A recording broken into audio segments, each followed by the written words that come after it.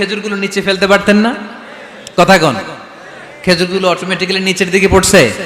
পড়ে নাই। আল্লাহ শিক্ষা দিয়েছে, যেই পরিস্থিতিতে থাকো না কেন তোমাকে শ্রম ব্যয় করে কষ্ট করে তোমার উপার্জন করতে হবে, রিজিকের বন্দোবস্ত করতে হবে। চিল্লায় বলেন ঠিক কিনা?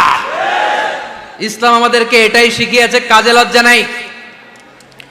আবার বিশ্বনবী বললেন, ইন খামাতিস সাআ ওয়া ফি ইয়াদি আহাদিকুম ফাসিলাতুন, তোমাদের কারো হাতে যদি একটা চারা বীজ থাকে, সে যদি দেখে কিয়ামত হতে শুরু করেছে, ফাইন ইসতাতা আন ইয়াগরিসাহা ক্বাবলা আন তাকুমাস সাআ ফালইয়াগরিসহা, কারো হাতে একটা চারা বীজ নিয়ত করেছে চারা বীজটা রোপণ করবে, ইন দ্য মিন টাইম দেখলো কিয়ামত হতে শুরু করেছে, বিশ্বনবী বললেন যদি তোমার সুযোগ থাকে কিয়ামত হওয়ার আগে চারা বীজটা রোপণ করে দাও।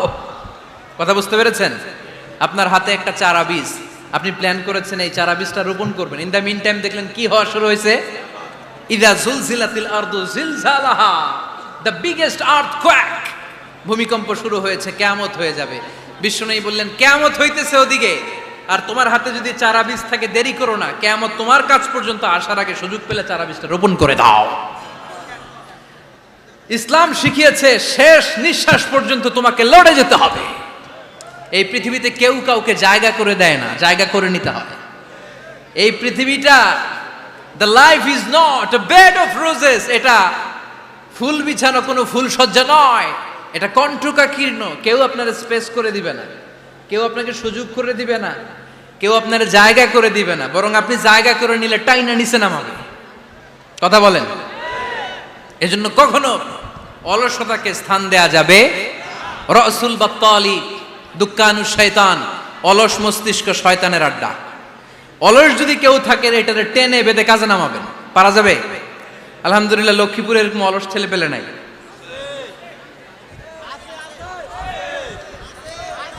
আছে? আমরা আজকে অলসতাকে নো বলে যাবো এই মাহফিল থেকে। অলসতাকে আমরা কি বলবো? আওয়াজ করে বলতে হবে, অলসতাকে কি বলবো আমরা?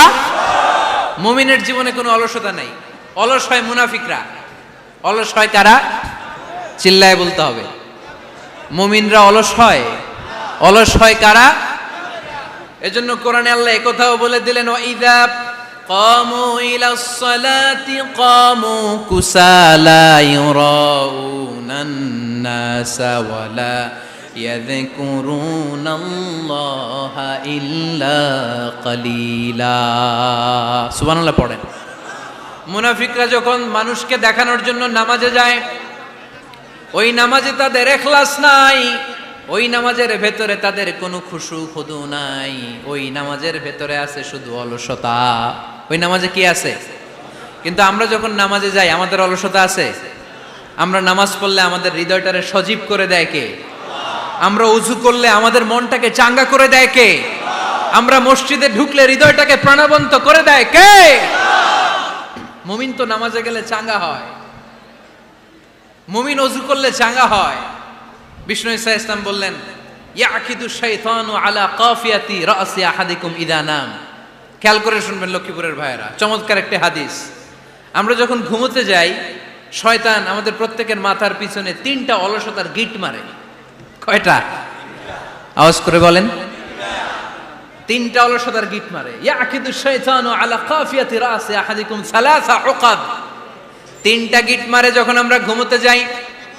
অলসতার 3টা গিট মেরে আমাদের কানের সামনে এসে ফিসফিস করে মন্ত্র পড়তে থাকে, আলাইসা লাইলুন তাওয়িলুন ফারকুদ, আলাইসা লাইলুন তাওয়িলুন ফারকুদ। বিশাল লম্বা রাত, ঘুমাও, অনেক সময় আছে, ঘুমাও। রাত 5টা বেজে যাচ্ছে, তাহাজ্জুদের সময় শেষ হয়ে যাচ্ছে, তখনও শয়তান বলে রাত অনেক লম্বা, ঘুমাও।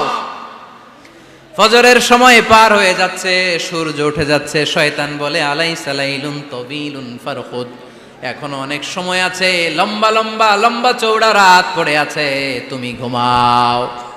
বিশ্বনবী বললেন, ফাইন ইস্তাইকাযা ওয়া যাকারাল্লাহ ইনহাল্লাত উকদা।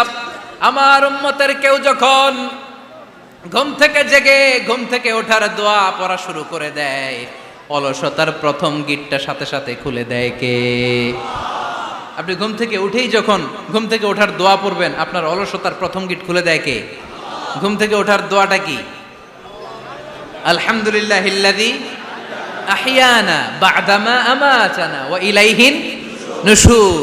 প্রশংসা সে আল্লাহ, যে আল্লাহ আমাদেরকে লম্বা একটা ঘুম শেষে, মৃত্যু শেষে আমাদেরকে ঘুম থেকে উঠালেন। এই দোয়াটা পড়ার সাথে সাথে শয়তান যে 3টা গিট মারছে, ওই 3টার একটা খুলে দেয় কে? ফা ইন